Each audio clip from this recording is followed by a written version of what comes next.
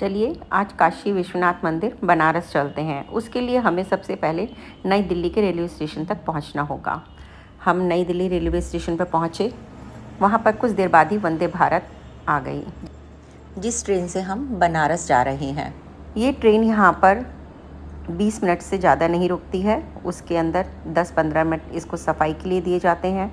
इसके कर्मचारी इसके अंदर सफाई करते हैं, लेकिन अंदर किसी को नहीं घुसने दिया जाता। सफाई होने के बाद 5 से 7 मिनट लोगों को मिलते हैं इसमें चढ़ने के लिए। तो लोग अपनी अपनी जगह पर देखिए अब तैयार हो गए हैं खड़े होकर अंदर घुसने के लिए। चलो मैं भी ट्रेन के अंदर जाती हूँ, लोग सभी जा रहे हैं। अब मैं ट्रेन के अंदर का आपको सीन दिखाती हूँ। ये देखिए सामान रखने की जगह, लोग आराम से अपना धीरे धीरे जा रहे हैं। सीट बहुत कंफर्टेबल नज़र आ रही हैं। सभी यात्रियों ने अपना अपना सामान अपनी जगह रख दिया। शेल्फ बिल्कुल ऐसी ही थी जैसे हवाई जहाज में होती हैं। कुर्सियाँ उसकी देखी तो बहुत आरामदायक थीं। पानी रखने की बोतल उसका स्थान दिया हुआ था और पैर रखने के लिए भी एक जगह दी थी, जिससे कि यात्रियों को कोई असुविधा ना हो। यात्रियों को 5 से 7 मिनट मिले थे गाड़ी में चढ़ने के लिए। जैसे ही गेट बंद हुआ, गाड़ी ने धीरे धीरे चलना शुरू कर दिया। मन में उत्सुकता हो रही थी कि बनारस कैसा होगा। हम आगे बढ़ते जा रहे थे। ट्रेन ने स्पीड पकड़नी शुरू कर दी थी। तेज़ी से भागती हुई ट्रेन आगे जा रही थी और बहुत मज़ा आ रहा था इस सफ़र के अंदर। और उसके बाद थोड़ी देर में ही हमारा ब्रेकफास्ट आ गया। उसके अंदर नमकीन, एक कचौड़ी, ब्रेड सैंडविच। एक व्यक्ति के लिए जितना ज़रूरी है ब्रेकफास्ट, उससे कुछ ज़्यादा ही था। ये पॉपकॉर्न का पैकेट और चाय थोड़ी ठंडी थी, लेकिन कोई बात नहीं। इस समय हमारी वंदे भारत 120-130 किलोमीटर प्रति आवर के हिसाब से भागी चली जा रही है। इस ट्रेन का एवरेज 90 से 100 किलोमीटर प्रति आवर अधिकतर रहता है। चलिए अब मैं आपको ट्रेन को अंदर से दिखाती हूँ। ये देखिए वंदे भारत की खूबसूरती, कितनी नीट एंड क्लीन। सभी यात्री अपनी अपनी जगह पर आराम से बैठे हुए हैं। मुझे इस ट्रेन के अंदर घूमना बहुत अच्छा लग रहा था। यहाँ की किचन बहुत ही साफ़ सुथरी थी, कहीं से कोई गंदगी नज़र नहीं आ रही थी और यहाँ के कर्मचारी पूरे वेल ड्रेस्ड थे। इस चीज़ के लिए मैं मोदी जी को धन्यवाद देती हूँ, जिन्होंने हमें ये सुविधा प्रदान की है।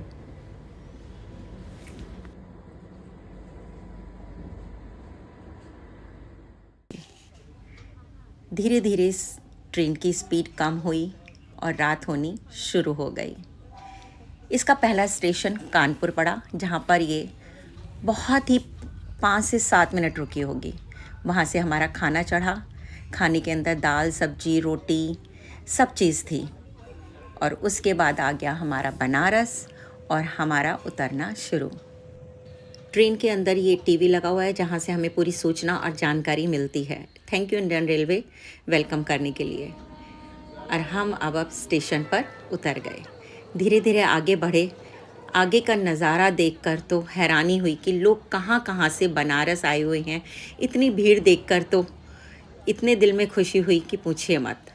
ये है बनारस का रेलवे स्टेशन। बनारस का स्टेशन 3 रंगों की रोशनी से जगमगा रहा था। बहुत ही सुंदर दृश्य लग रहा था। ऐसे लग रहा था कि स्टेशन नहीं मानो मंदिर हो।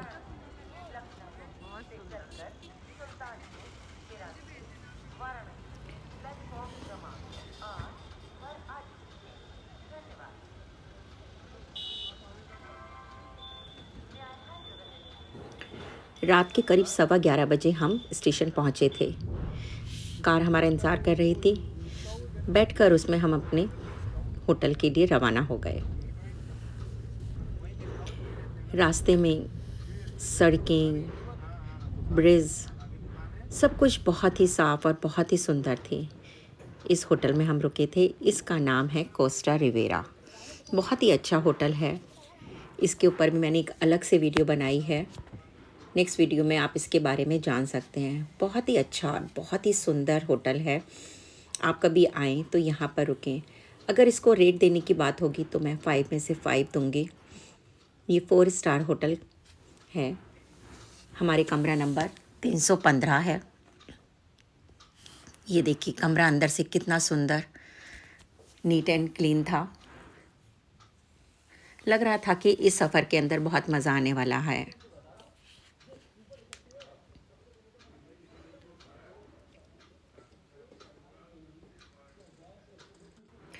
कमरे में हर चीज़ बहुत सुंदर तरीके से सजाई हुई थी। ये कोस्टा रिवेरा का रिसेप्शन है।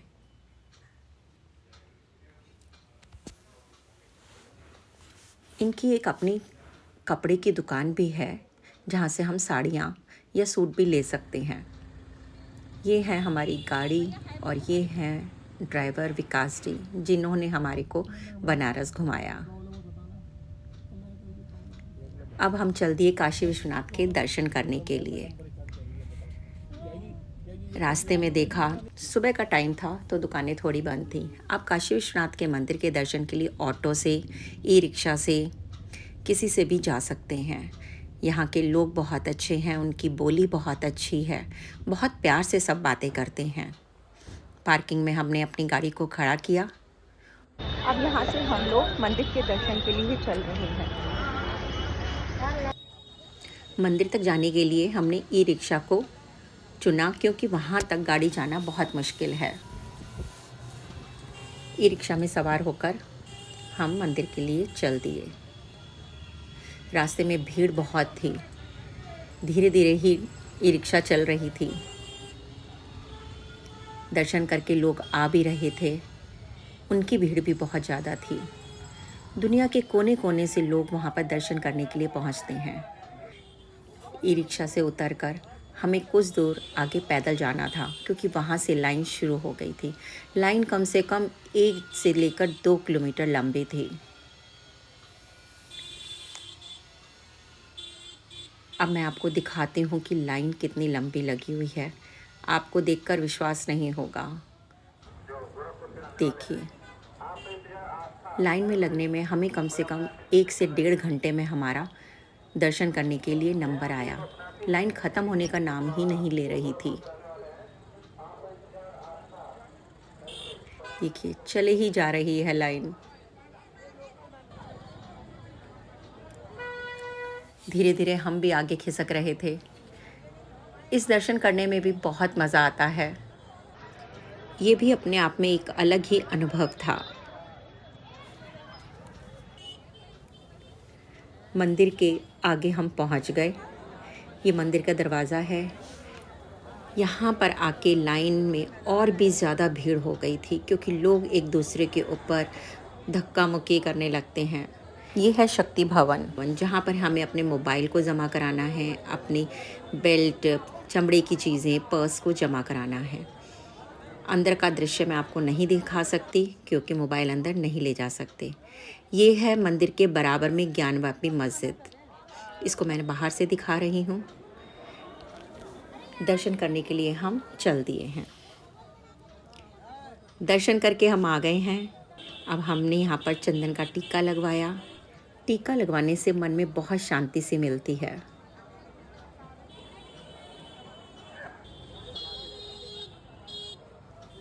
ये हमारे मित्र जो हमारे साथ गए थे। धूप बहुत तेज़ थी रास्ते में।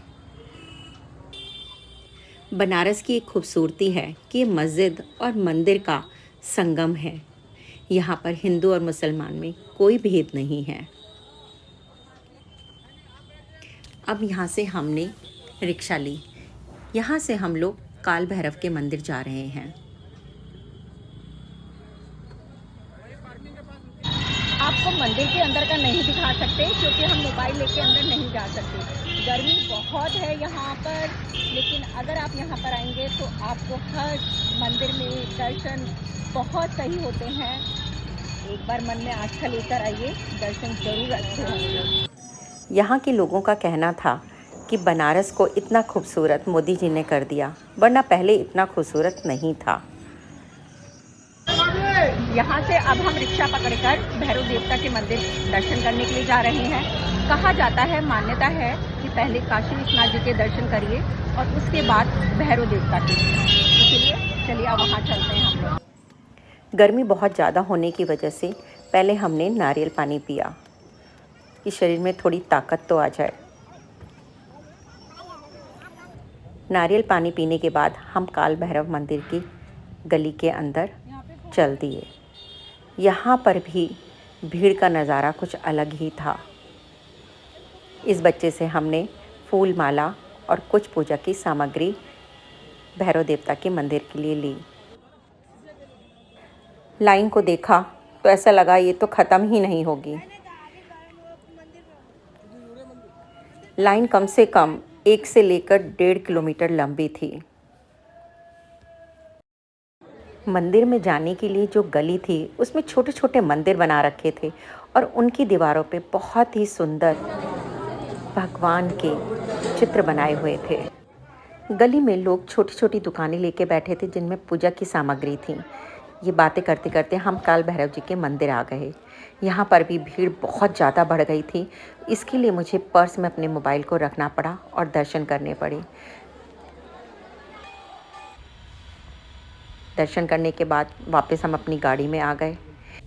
ये है वाराणसी की गंगा और गंगा की आरती यहाँ पर बहुत फेमस है। वो कल होगी। मेरी अगली वीडियो में आप उसे देख सकते हैं। Thank you for watching my video.